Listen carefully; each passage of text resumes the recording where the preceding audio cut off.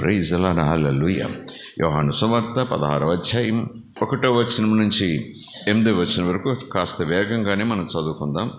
మీరు అభ్యంతరపడకుండవలెనని ఈ మాటలు మీతో చెప్పుచున్నాను. వారు మిమ్మును సమాజ మందిరములలో నుండి వెలివేస్తారు. మిమ్మును చంపే ప్రతివాడు తాను దేవునికి సేవ చేస్తున్నాను అని అనుకోను కాలము వచ్చుచున్నది. అది ఇప్పుడు ఈ దినాల్లో చాలా ఎక్కువగా ఉంది. అప్పుడే ప్రభు చెప్పారు చూడండి, ఆయన మరణించక ముందు, సమాధి మీదలోకి వెళ్ళకముందు, శిలువ మీద వేలాడక ముందు ఆయన శిష్యులను ఎలా సిద్ధపరుస్తున్నారు? మిమ్మల్ని చాలామంది చంపుతారు, చంపేస్తామని బెదిరిస్తారు, నోరు మూసుకోండి అంటారు. దేనికోసం? వాళ్ళ ఆస్తి తీసుకుంటున్నట్టు కాదు, మా మతం చెప్పడానికి వీల్లేదు లేదు అసలు అంటూ మిమ్మల్ని ఏం చేయాలంటే మీరు ఆగరు, మీరు మానుకోరు. మిమ్మల్ని ఏం చేయాలంటే అంటూ అది చేసేటప్పుడు వాళ్ళకి భయం ఉండదు, చట్టం భయం ఉండదు. ఏముందంటే మా మతం కోసం చేస్తున్నాం, మా ధర్మం కోసం చేస్తున్నాం, నరికి పోగులు పెడతాం, మా ధర్మం అది మాకు చెప్పింది, మా దేవుడు మాకు అది అలా నాలుకలు చేల్చమన్నాడు, కాళ్ళు నరకమన్నాడు, కళ్ళు పీకమన్నాడు. పైకి మాత్రం సాధు స్వభావంతో ఇలా పట్టుకుని వెళ్తుంటారు. వాళ్ళే నాలుకలు చేల్చండి, పేగులు బయటకు లాగండి, ఇదే ఈ కర్ర పట్టుకుని ప్రసంగం చేస్తారు. ఎంత భ్రమం, ఎంత వేషధారణం. సాధు అంటేనే మనసు సాధు స్వభావం, పావురు స్వభావం. స్తోత్రం కలుగునుగాక. నరకండి, కాల్చండి, చంపండి, ముందు తీసేయండి వీళ్ళందరినీ అంటూ ఈ వస్త్రాలు ధరించిన వారి ప్రసంగాలు నిండిపోయి ఉంటే ఎంత వేషంలో దుష్టుడు ముందుకు పోతున్నాడు. అందరూ అలా చెప్పట్లేదు. కొంతమంది ఆ వస్త్రాలు ధరించి ఇది అవును, ఇది కాదు, ఇది ధర్మం కాదని తీవ్రంగా చెప్తున్నారు. వాళ్ళు కూడా వాళ్ళను నోరు మెదపనివ్వట్లేదు. కానీ లోకానికి ఏం కావాలి? చంపటం కావాలి, నరకటం కావాలి, హత్యలు చేయటం కావాలి. ఏదో వంక పరువు కోసం చంపాడు, లేకపోతే పగబట్టి చంపాడు, డబ్బు కోసం చంపాడు, ఇప్పుడు మతం కోసం. ఆ విశ్వాసం ఎంతమందిని చంపితే దేవుడు అన్ని బహుమానాలు ఇస్తాడని ఒక మతం చెప్తుంది. ఎంతమందిని దుర్మార్గులు ఎంతమంది చెప్తే అంతమంది కన్యకలను పరలోకంలో దేవుడు స్వర్గంలో నీకు ఫ్రీగా ఇస్తాడు. ఇది ఓ మతం. తెలుసా మీకు? అది దుష్టులను, దేవుని మాటలను దూషించేవారిని, దేవుని దూషించేవారిని బతకనివ్వరు. నువ్వు ఎక్కువ మందిని చంపేవనుకో, అంతమంది కన్యకలను దేవుడు పరలోకంలో నీకు సొత్తుగా ఇస్తాడు. ఎంజాయ్. ఇదండి మతం. అయ్యయ్యో అయ్యయ్యో ఎక్కడ పోతున్నారు? అలాగే ఇది కూడా అంతే. ఎన్ని కూలగొడతావో, ఎంతమందిని కూలగొడతావో అదే ధర్మం. దేవుడు చూస్తున్నాడు, నిజ దేవుడు చూస్తున్నాడు. స్తోత్రం కలుగునుగాక. మీరు అభ్యంతరపడకుండవలెనని, కొంచెం జాగ్రత్తగా ఉంటారని, ధైర్యం కూడా తీసుకుని ఉంటారని, అయ్యో మేము అనాథలమైపోయాం, వీటన్నిటిని ఎదుర్కోగలమా అనకుండా ఉండటానికి చెప్తున్నాను. వినండి కొన్ని సంగతులు. వారు మిమ్మును సమాజ మందిరములలో నుండి వెలివేస్తారు. మిమ్మును చంపే ప్రతివాడు తప్పేం చేయట్లేదు అని అనుకుంటూ నేను దేవునికి సేవ చేస్తున్నాను అని మిమ్మల్ని చంపుతారు. సౌలు గారు ఏం చేశారు? స్టెఫెన్ ఎందుకు చంపించాడు? మతం. సౌలు కాదు చంపింది, మతం చంపింది స్టెఫెన్ని. ఆ తర్వాత సౌలు పౌలుగా మారి అనేక మందిని చావు నుంచి తప్పించాడు. స్తోత్రం కలుగునుగాక. తానే చావును స్వీకరించాడు. ఏ మతం గురించి అయితే సౌలు భక్తులను చంపుకుంటూ పోయాడో అదే మానవత్వంతో దేవుని మార్గాన్ని ప్రకటించే విషయంలో అనేకసార్లు పొడవబడ్డాడు, అనేకసార్లు కొట్టబడ్డాడు, అనేకసార్లు మరణం దగ్గరికి వెళ్ళిపోయి బయటకు వచ్చాడు, అనేకసార్లు తుఫాన్లలో పడి ఉన్నాడు, చెరసాల్లో ఉండి బొండల్లో బిగించబడ్డాడు. అంతకుముందు అతిశయపడ్డాడు, ఇంతమందిని చంపించాను నా మతం కోసం అని. ఆ తర్వాత ఇంతమందిని బ్రతికించాను, నేను పోయినా పర్వాలేదు క్రీస్తు కొరకే. స్తోత్రం కలుగును గాక. ఎంత చేంజ్ చూడండి. పరిస్థితులు అప్పుడే కాదు, ప్రభు బ్రతుకున్నప్పుడు అదే పరిస్థితి, ప్రభు సమాధిలో తిరిగి లేచి ప్రజల మధ్యకు వచ్చే ఆ సమయంలో ఉన్నదే పరిస్థితి, కాలం వచ్చున్నది, కాలం వచ్చే ఉన్నదంటూ ఈరోజు కూడా అదే పరిస్థితి. మళ్ళీ చెప్తున్నాను, రాబోయే దినాల్లో ఇంకా ఇంకా ఇంకా తీవ్రమవుతాయి. అమ్మో భరించగలమా అని అనుకుంటే భరించే శక్తి ఆయన ఇస్తాడు విశ్వాసంతో అనేవారు ఒకలా ప్రార్థన చేయండి. అమ్మ బాబోయ్ అలాంటిది నేను ఎదుర్కోలేనమ్మా అనుకుంటే ఈ మాటను ప్రతి ప్రార్థన చెప్పు, మరణాథ అని చెప్పు. అంటే యేసు త్వరగా వచ్చే బాబోయ్ నేను తట్టుకోలేను, స్తోత్రం కలుగునుగాక. Praise the lord. యేసు త్వరగా వచ్చే బాబు అంటే ఎవరు నన్ను చంపకుండా కొట్టకుండా అంటే చంపుతారు నేను చెప్తున్నాడు. చంపకుండా కొట్టకుండా సంపాదించుకోవాలి, నేను సంపాదించుకున్న నేనే తినాలి అంటూ అది కాదు. అయితే ధైర్యంగా ఎదుర్కొంటూ ముందుకు సాగిపోవాలి నీకోసం అంటూ. పిరికితనం అని అనను కానీ ఒకవేళ నీకు అమ్మమ్మమ్మ అలా కుదరదు, నేను అసలు చూడకుండా ఉండాలి, అలాంటి స్థితులు నేను వినకుండా ఉండాలి అంటే ఇంకొకటే కారణం, ఒకటే ఆలోచన. నేను చెప్పండి, ప్రభువా త్వరగా వచ్చేసాయి, అంత సెట్ చేసి పారేసాయి. స్తోత్రం కలుగునుగాక. హల్లెలూయా. మిమ్మల్ని చంపు ప్రతివాడు తాను దేవునికి సేవ చేయుచున్నానని అనుకుని కాలము వచ్చుచున్నది, వారు తండ్రిని నన్నును తెలుసుకొనలేదు కనుక అలా చేస్తారు. తెలుసుకుంటే అలా చేయరు. నిజంగా నన్ను, తండ్రిని, దైవ సంకల్పాన్ని, ధర్మాన్ని తెలుసుకుంటే వాళ్ళు ఎలా చేయరు. నో తెలుసుకున్న వాళ్ళు అంటే తండ్రిని తెలుసుకోవడం అంటే జ్ఞానం కలిగి ఉండటమే, కుమారుని తెలుసుకోవడం అంటే జ్ఞానం కలిగి ఉండటమే. జ్ఞానం లేని వారు చేస్తారు కానీ జ్ఞానం ఉన్నవారే కూడా దేవుని మాట పట్టుకుని దేవుని పేరు చెప్పుకుంటూ దారుణాలు ఎవ్వరూ చేయరు అన్నటువంటి మాట. స్తోత్రం కలుగునుగాక. అవి జరుగు కాలం వచ్చినప్పుడు నేను వాటిని గూర్చి మీతో చెప్పితేనని మీరు జ్ఞాపకం చేసుకునేలాగున ఈ సంగతులు మీతో ఇప్పుడే చెప్పేస్తున్నాను. అవి జరిగే కాలంలో మీరు ఉంటారు, అవి జరగటం మీరు చూస్తారు. చూసినప్పుడు ఇప్పుడు నేను చెప్తున్న మాటలు మీరు అప్పుడు జ్ఞాపకం చేసుకో, ఓ ప్రభు చెప్పారు, మన ధైర్యంగా ఉండి ముందుకు సాగిపోవాలని. కనుక ఇప్పుడు నేను మీకు చెప్తున్నాను. నేను మీతో కూడా ఉన్నాను కనుక మొదటనే వీటిని మీతో చెప్పలేదు. ఇప్పుడు నన్ను పంపిన వాని యొద్దకు వెళ్ళుచున్నాను. ఎవరు పంపారు? తండ్రి అయిన దేవుడు. నువ్వు ఎక్కడికి వెళ్ళుచున్నావని మీలో ఎవడునూ నన్ను అడుగటలేదు, కానీ నేను ఈ సంగతులు మీతో చెప్పినందువలన మీ హృదయము దుఃఖముతో నిండి ఉన్నది. అయితే నేను మీతో ఒక సత్యం చెప్పుచున్నాను, నేను వెళ్ళిపోవటం వలన మీకు ప్రయోజనము. స్తోత్రం కలుగునుగాక. ప్రభువు మరణించి సమాధిని గెలిచి తిరిగి లేచి వెళ్ళుట వలన నమ్మిన వారికి ప్రయోజనమట, లాభమట, మేలట. స్తోత్రం కలుగునుగాక. ఏ విషయంలో? మన సబ్జెక్టు పరిశుద్ధాత్మ. నేను వెళితే మీ కొరకు స్థలం సిద్ధపరుస్తాను. నేను వెళితే నేనుండే చోట కూడా మీరే ఉంటారు. నేను వెళితే మీరు కలిసి స్వాస్యాన్ని తండ్రికి బిడ్డలంగా మనం పంచుకుంటాం. నాతో కూడా మీరు వారసులైపోతారు. నేను వెళితే నిత్య జీవన్ మీకు బహుమానంగా రెడీగా ఉంచుతాను. ఇవన్నీ కూడా వెళితే ప్రయోజనాలు అన్నట్టుగా చాలా వచనాలు మనం అక్కడికి సమకూర్చుకోవచ్చు. కానీ మన అంశాన్ని బట్టి చూస్తే ప్రత్యేకంగా ఈ చంపుతారు, ఇలా భయంకరంగా బాధ పెడతారు, మీరు ప్రార్థనలో ధైర్యంగా ఉండాలి, మీ ప్రార్థనలో బలంగా ఉండాలి, ఆ ప్రార్థనలు మిమ్మల్ని విశ్వాసంతో నింపేవిగా ఉండాలి.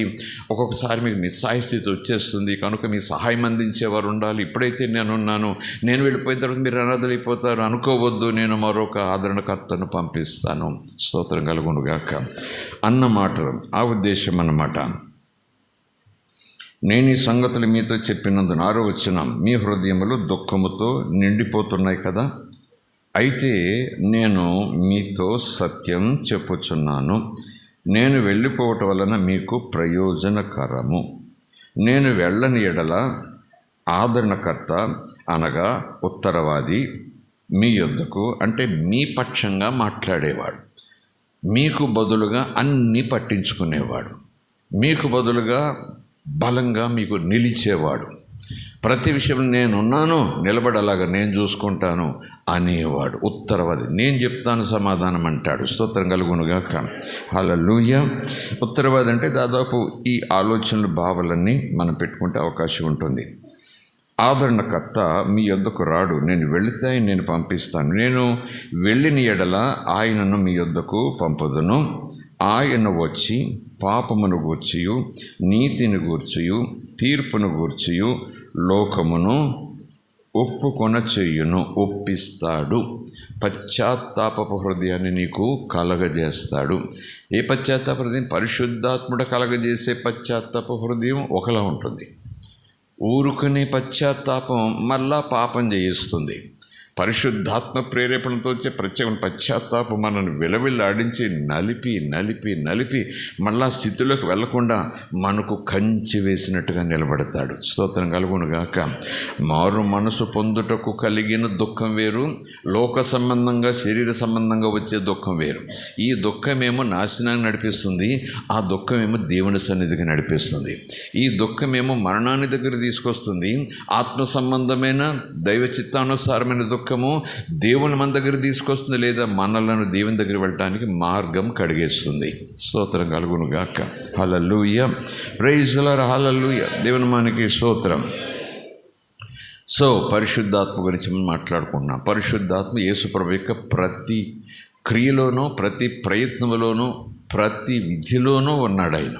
ఆయన పుట్టుక పరిశుద్ధాత్మ, ఆయన సేవకు సిద్ధపరిచే విధానంలో పరిశుద్ధాత్మ, అపవాది చేత శోధించబడి ఆ శోధనలు ఎదుర్కొనే ఆ శక్తిని పొందే విధంలో కూడా పరిశుద్ధాత్మ, అలాగే వేల మంది, కోట్ల మంది, లక్షల మందిని స్వస్థపరచడంలో పరిశుద్ధాత్మ, ఈవెన్ శిలువ మీదకి వద్ది నేను ఈ పాత్రను త్రాగలేను అంటూ మరలా తమాయించుకుని నా చిత్తం కాదు అని అనిపించేలాగున పరిశుద్ధాత్మ, అలాగ కొరడా దెబ్బలు తిని చివరికి శిలువ మీద వేలాడి తండ్రి వీరేం చేస్తున్నారు, వీరికి తెలియదు, వీరిని క్షమించు అనేలాగా ప్రార్థన చేయించిన శక్తినిచ్చినది పరిశుద్ధాత్మ.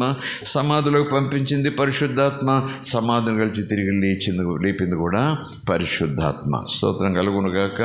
ఆయన ప్రతి క్రియలోనూ, ప్రతి జీవిత మలుపులోనూ పరిశుద్ధాత్ముడు తన బలాన్ని అనుగ్రహిస్తూనే ఉన్నాడు. తన సహవాసాన్ని ప్రభుత్వం ఉంచుతూనే వచ్చాడు. తండ్రి లేకుండా కొడుకు లేడు, కొడుకుకి ఆత్మ లేకుండా లేనే లేదు. ఆత్మ చేత నడిపించబడ్డాడు కొడుకు. తండ్రి తోడై ఉన్నాడు, ఆత్మ నడిపించాడు. తండ్రి ఆయనకు తోడై ఉన్నాడు, ఆత్మ ఆయనతో మమేకమైపోయి నడిపించాడు. స్తోత్రం కలుగునుగాక. ఆ పరిశుద్ధాత్మ గురించి మనం మాట్లాడుకుంటూ గడిచిన 2-3 వారాల్లో ఇవి చెప్పుకున్నాం. యేసు ప్రభు యొక్క జీవితంలో పరిశుద్ధాత్మ ఆ స్థితి. పరిశుద్ధాత్మ అంటే వేరు కాదు, ఆయన ఒక వ్యక్తి. వ్యక్తి అంటే మరొక మూడో దేవుడు కాదు. తండ్రి, కుమార, పరిశుద్ధాత్మ అందరూ ఈక్వల్లే అని చెప్పుతూ అనేక కోణాల్లో నుంచి అనేక రీతులను మాట్లాడుకున్నాము. మరొక చోట ఏం మాట్లాడుకున్నామంటే యేసు ప్రభుతో పరిశుద్ధాత్మ మాట్లాడాడు, సంఘంతో పరిశుద్ధాత్మ మాట్లాడాడు, ఫిలిప్పుతో పరిశుద్ధాత్మ మాట్లాడాడు, స్టెఫెన్తో పరిశుద్ధాత్మ మాట్లాడాడు, పేతురుతో పరిశుద్ధాత్మ మాట్లాడాడు అనే సన్నివేశాలు ఉన్నాయి లేఖనాలు. సంఘంతో పరిశుద్ధాత్ముడు మాట్లాడాడు, ఆత్మ ఇలా చెప్పాడు అంటూ ఫిలిప్పు, స్టెఫెను, పేతురు, పౌలు, ఈవెన్ యేసు ప్రభు పరిశుద్ధాత్ముడు మాట్లాడాడు. అవును, ఆయన దేవుడు మాట్లాడతాడు. స్తోత్రం కలుగునుగాక. పరిశుద్ధాత్మ స్వరం ఉంటుంది, ఆయన ఒక వ్యక్తి, ఆయనకు స్వరం ఉంటుంది, ఆయన మాట్లాడతాడు. ఎవరితో మాట్లాడతాడు? తాను ఎవరిలో అయితే ఉన్నాడో అందరితోనూ మాట్లాడతాడు. దేవుడు ఎవరికి కావాలి? అందరికీ దేవుడు కావాలి. దేవుడికి ఎవరు కావాలి? అందరూ తన వాళ్ళు కావాలి. యేసుక్రీస్తు అందరికీ ప్రభు. అదే తీరు తండ్రిది, అదే తీరు కొడుకుది, అదే తీరు పరిశుద్ధాత్మ. పరిశుద్ధాత్ముడు ఎవరిలోకి తాను వస్తాడో మాట్లాడటానికే వస్తాడు, శక్తిని ఇవ్వటానికి వస్తాడు, తోడుండటానికి వస్తాడు. నువ్వు పరలోకం, నేను పరలోకం చేరే వరకు కూడా ఉండి నడిపిస్తాడు. మంచి స్నేహితుడు. స్తోత్రం కలుగునుగాక. ప్రైజ్ ది లార్డ్, హల్లెలూయా. అదొక అభిషేకం అంటూ అతిశయపడొద్దు. అది ఉంట వల్ల బాబు దేవుడు ఎక్కడికి తీసుకెళ్తాడో అవన్నీ చేయగలనో లేదో అని అనుకోవద్దు. రథాల వెనక పరిగెత్తమని ఒక ఆయన చెప్పాడు. యేసుప్రభుని అయితే మరీ సమాధిలోకి తీసుకుపోయాడు పరిశుద్ధాత్మ. మరో చోట యేసుప్రభుని అరణ్యంలో తీసుకుపోయాడు. అపవాది వచ్చి శోధించేసాడు. బాబోయ్ పరిశుద్ధాత్మ పొందుకోండి, ఇలాంటి ట్రైనింగ్లు ఉంటాయి, లేకపోతేనే బాగుంటుందని అనుకోవద్దు. పరిశుద్ధాత్మ సహాయం మనకు కావాలన్నది తండ్రి చిత్తం. పరిశుద్ధాత్మ తోడు మనకు ఉండాలన్నది కొడుకు చిత్తం. పరిశుద్ధాత్మ కూడా నేను మీతో ఉంటాను అన్నది కూడా ఆయన చిత్తం.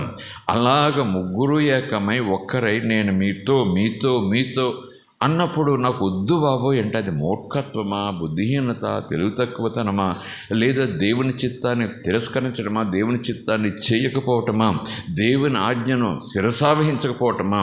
దానికి పరిశుద్ధ గ్రంథం పెట్టిన పేరు పాపం అని ఒక చోట వచ్చేస్తుంది.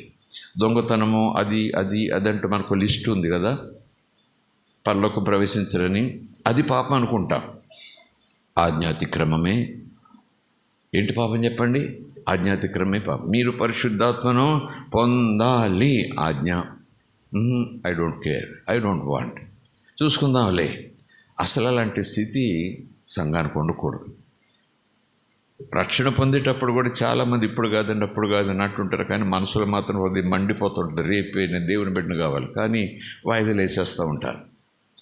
అలాగున్న రక్షణ వాయిదా వేయటం ఎంత దేవుణ్ణి దుఃఖపెడుతుందో, అలాగే రక్షణ పొందిన తర్వాత కూడా పరిశుద్ధాత్మను పట్టించుకోకపోవటం కూడా దేవుణ్ణి అంతే దుఃఖపరుస్తుంది. ఎందుకంటే ప్రభు ఒక మాట చెప్పారు చూడండి, 14వ అధ్యాయం, కాస్త వెనక్కి వెళ్దాం, యోహాను సువార్త 18వ వచనం చూడండి, అక్కడ 17-18 చూద్దాం. స్తోత్రం చెబుదాం దేవునికి. 17-18 చూడండి. లోకము ఆయనను చూడదు, ఆయనను ఎరుగదు, కనుక ఆయనను పొందనేరదు. మీరు ఆయనను ఎరుగుదురు, ఆయన మీతో కూడా నివసించును, మీలో ఉండును. స్తోత్రం కలుగునుగాక. మిమ్మును అనాథలనుగా విడువను, మీ యొద్దకు వస్తాను. ఇది యేసు ప్రభు మీ యొద్దకు వస్తానంటున్నాడు కదా. ఇది మనం వస్తానంటాం అంటే ఇది కాదండి, పరిశుద్ధాత్మ కాదండి. ఆయన వస్తానన్నాడు మధ్యాకాశంలోకి, ఆయన వస్తానన్నాడు బోరధ్వనితో, ఆయన వస్తానన్నాడు పరిశుద్ధులతో, ఆయన వస్తానన్నాడు తూర్పు నుంచి పడమర వరకు ఒక మెరుపులాగా సంఘాన్ని తీసుకెళ్ళి ఆయన వస్తానన్నాడు. మధ్యాకాశంలోకి వచ్చే విషయం అండి ఆయన చెప్తున్నాడు అని చెప్తే నిజమే కదండి అన్నట్టుగా మనకు భావం తాత్పర్యం వచ్చేస్తుంది. నేను అంత దూరం పోను, ఈ రావటం ఆ రావటం ఒకటి కాదు. నో, ఆయన అలాగున మధ్యాకాశం దూతల సైన్య సమూహంతో రావచ్చేమో, కానీ ఈయన అంటున్నాడు నేను పరిశుద్ధాత్మగా మళ్ళీ వస్తాను. పరిశుద్ధాత్మ వస్తే నేను వచ్చినట్టే, నేను రావటం అంటే పరిశుద్ధాత్మ వచ్చినట్టే. స్తోత్రం కలుగును గాక. తండ్రి కొడుకు ఒకటే, కుమారుడు పరిశుద్ధాత్మ ఒక్కరే. యెహోవా ఆత్మ, ప్రభువు ఆత్మ, క్రీస్తు ఆత్మ. ఎన్ని పేర్లు ఉంటాయి? దయగల దేవుడు, జాలగల దేవుడు, జ్ఞానమైన దేవుడు, వెలుగైన దేవుడు, ప్రేమైన దేవుడు, సత్యమైన దేవుడు. ఎన్ని పేర్లు ఉంటాయి? ఆత్మ యెహోవా ఆత్మ, ప్రభువు ఆత్మ, కుమారుని ఆత్మ, క్రీస్తు ఆత్మ, ఆదరణకర్త అయిన ఆత్మ, సత్యస్వరూప ఆత్మ. ఎన్ని పేర్లు ఉంటాయి? అందుకే అన్నీ మీ ముందు పెడుతున్నారు దేవుడు. తండ్రి, కుమార, ఆత్మ ఒక్కరే. వారి పరిచర్యలు వేరుగా ఉండొచ్చేమో, కానీ వారు ఒక్కరే. స్తోత్రం కలుగును గాక. వారు చేసే పనులు, ఆ పరిచర్య ప్రణాళికలు ఆయా సమయాలకు వేరువేరుగా కనపడొచ్చేమో, కానీ దాని యొక్క ప్రారంభపు తొలి ప్రణాళిక కేంద్రపు బీజం మాత్రం ఒకటే ఒకటే ఒకటే. అపవాది పాత్రలోకి పోవాలి, అపవాది చెరలో ఉన్న వాళ్ళందరినీ కూడా తాము సొంతం చేసుకోవాలి. వాటితో పాటు దేవుడు ఆరాధనలో దూతలతో పాటు వీళ్ళ ఆరాధన కూడా తాను అందుకోవాలి. అది దేవుని ఆశ. స్తోత్రం కలుగును గాక. సో ఇక్కడ ఈ మాట చెప్పండి చూడండి, 18వ వచనం, మిమ్ములను అనాథులుగా విడువను. ఎందుకంటే నేను వెళ్ళిపోతున్నాను, నేను వెళ్ళాలి, నేను వెళ్ళకపోతే కుదరదు, నా సమయం అయిపోయిందని చెప్తుంటే మొక్కాలు పాలిపోయినాయి, శిష్యులు మొక్కాలు పాలిపోయినాయి, దుఃఖపడిపోతున్నాయి. ఏడ్చేరులే తెలియదు, కానీ ఒక బేళతనం వచ్చేసింది వాళ్ళకి, పురుషులైనా సరే దుఃఖం వచ్చేస్తుంది. ఇదిగో ఇక్కడ అదే 16వ అధ్యాయంలో కూడా అది కూడా చెప్పాడు. మీరు దుఃఖపడటం నాకు ఇష్టం లేదు, ఒక మాట వినండి అంటూ ఈ 14వ అధ్యాయం చెప్తున్నాడు. ఒకే మాట అన్నాడు. అనాథ అంటే ఎవరు? అమ్మ నాన్నలు ఉన్నవారా? అమ్ముండి నాన్న లేనివాడా? నాన్నుండి అమ్మ లేనివాడా? అనాథ అంటే ఎవరు? చిన్నాన్న ఉన్నాడు, పెదనాన్న ఉన్నాడు, ఉన్నవారా లేనివారా? అన్నున్నాడు, చెల్లుంది, అనాథ. అనాథ అంటే భోజనం లేదు, వస్త్రం లేదు, వాక్యం లేదు, అది కాదండి. అనాథ అంటే ఎవరు లేరు, ఏమీ లేదు, రోడ్డున. స్తోత్రం కలుగును కాక. అక్క లేదు, చెల్లు లేదు, తోడబుట్టిన వారు లేరు, మామ లేరు, ఎవ్వరు లేరు, అస్సలు పట్టించుకున్న వారు లేరు. ఇంకా చెప్పాలంటే అనాథ అంటే యు ఆర్ ఎ జీరో. నీకు హెల్ప్ చేసేవారు ఎవ్వరూ ఉండరు, నేను పట్టించుకునేవారు ఎవ్వరూ ఉండరు. నువ్వు బ్రతికేది నువ్వు బ్రతకాలి, నీ చావేది నువ్వు చావాలి, నీ కష్టమేది నువ్వు అనుభవించాలి, నువ్వు ఏడిపేది నువ్వు ఏడవాలి. చెప్పుకోవడానికి ఎవరు వినరు, వినే తీరిక ఉండదు. అనాథంటే భయంకరమైన ఎక్స్పీరియన్స్ అది. దానిని ముందు పెడుతున్నాడు శిష్యులకు. ఏమని? మిమ్మల్ని నేను అనాథులుగా విడిచిపెట్టాను, నాథుడు లేని వారిగా చేయను. స్తోత్రం కలుగును గాక అంటూ ఏమంటున్నాడు? నేను మళ్ళా వస్తాను. స్తోత్రం కలుగును గాక. సువార్తల్లో మరొక చోట, యోహాను సువార్తలో ఒక చోట, లూకా సువార్తలో ఒక చోట, నువ్వు మరలా ఎప్పుడు వస్తావు అది కూడా ఉంది. నేను మరలా వస్తాను అన్నాడు కదా. నువ్వు మరలా ఎప్పుడు వస్తావు అడిగిన సందర్భం మీకు తెలుసు కదండి. నేను ఎప్పుడు వస్తాను నాకు ఆ సమయం తెలియదు, తండ్రికి తెలుసు అంటాడు. పోనీ కనీసం సూచనలన్నా చెప్పు, నువ్వు వచ్చే సమయానికి ఎలాగుంటుంది ఈ లోకం అన్నట్టుగా కొన్ని సూచనలు. అంటే ప్రభు రాకముందు, మనిషి కుమారుడు మళ్ళీ తిరిగి రావడానికి ముందు అంటూ కొన్ని సూచనలు ఉన్నాయి. అంటే ప్రభు రాకడ మధ్యాకాశంలోనికి, ఆ రాకడ వేరు. మరి ఇక్కడ ఈ అనాథ ఎవరు? ఈ దిక్కులేని వాడు ఎవడు? సంఘం. స్తోత్రం కలుగునుగాక. ఇరుగువాడు బొద్దిరించడమే, పొరుగువాడు బెదిరి, గజ్జి కుక్క మొరగటమే, కొవ్వు పట్టిన కుక్క మొరగటమే. సంఘం అంత తేలికైపోయింది లోకానికి. కుంటి కుక్క మొరగటమే, గుడ్డి కుక్క మొరగటమే. ఏం చేస్తానో చూడు నిన్నంటూ పాపమని గజ్జితో కుష్టంతో కూరుకుపోయి ఆ గజ్జినే మహా అందం అనుకుంటూ పరిగెత్తేవాడు కూడా సంఘాన్ని చూసి ఉమ్ములేయటమే. సంఘం ఏం చేయగలదు? కత్తి పట్టుకోవద్దన్నాడు, కర్ర పట్టుకోవద్దన్నాడు, నేను మీకు ఇచ్చే ఆయుధం ఒకటే ఉందన్నాడు. ఏంటయ్యా బాబా ఆటం బాబా? ఏం కాదు, ప్రేమ, క్షమాపణ, సహనం. నమ్మిన వారి స్తోత్రం చెబుదాం. హల్లెలూయా. ఇదేం యుద్ధం? వాళ్ళందరూ కత్తులు పట్టుకొస్తున్నారు, వాళ్ళందరూ కర్రలు పట్టుకొస్తున్నారు, వాళ్ళందరూ ఏమేమో పట్టుకొస్తున్నారు. ఈరోజైనా మనం చూపించాలి కదా మన పౌరుషం. కర్ర తీయమంటావా, కత్తి తీయమంటావా, ఎక్కడ ట్రైనింగ్ పెడతావు, ఎక్కడ బాంబులు చేయమంటావు, ఎక్కడ? అస్సలు అలాంటి స్థితి ట్రైనింగులు క్రైస్తవ్యంలో లేవు. యేసు లాంటి ట్రైనింగ్ ఇవ్వడు, పరిశుద్ధాత్మ లాంటి ట్రైనింగ్ ఇవ్వడు. ఒకే ట్రైనింగ్ ప్రార్థన పరిస్థితులను మారుస్తుంది. కత్తిని కూడా పదులు లేకుండా చేసేస్తుంది. కత్తి పట్టుకున్నవాడు ఆ కత్తితోనే చస్తాడని చెప్పిన దేవుడు న్యాయశాస్త్రం ఉంది కదా. మనం చంపాల్సిన పని లేదు. ఆ కత్తి వాడిని చంపుతుంది, ఆ పాపం వాడిని నాశనం తీసుకుపోతుంది. పక్కకు పెట్టు కత్తి అన్నాడు పేతురుతో. స్తోత్రం కలుగునుగాక. దేవునామానికి స్తోత్రం. అనాథ అంటే నాకు బలం ఉంది, నాకు కత్తి సాము తెలుసు, కర్ర సాము తెలుసు, నాకు ఆయుధం ఉపయోగించడం తెలుసు. ఒక్కటి కొట్టానంటే అవతల 10 మంది రక్తంగా కొంచెం పడిపోతారు కింద, అంత బలం నాకుంది. దేవుడు అంటున్నాడు, no way, you have to lose it, you have to leave it. నీకు ఆ బలం ఉందని సరి సంగతిని మర్చిపోతే నువ్వు క్రైస్తవుడు. నువ్వు ఆ కండ బలంతో చేయకూడదు, కత్తి బలంతో నువ్వు నా సేవ చేయకూడదు. ప్రేమ బలం, నా మాట బలం, నా అలా బలం, నేనిచ్చే ఆత్మ బలంతో నువ్వు సేవ చేయాలి. ప్రైజ్ అలార్ హల్లెలూయా. లేకపోతే మిషనరీలు అందరూ అంత 100 మంది, 1000 మంది, లక్షల మంది ఎందుకు ఆత్మాహుతి అయిపోతుంటున్నారు? పిల్లలు చచ్చిపోతుంటే సేవకుడు స్తోత్రమని ఇంకా సేవ చేస్తూనే ఉంటాడు అక్కడ. ఆడవాళ్ళు వ్యాధులతో చచ్చిపోతుంటే ఆ భర్త సేవకుడు మిషనరీ అదే చోట స్తోత్రం ప్రభా అంతా నీకోసం అంటూ పోతారు. ఎక్కడి నుంచి వచ్చింది ధైర్యం? ఎక్కడి నుంచి వచ్చింది తెగింపు?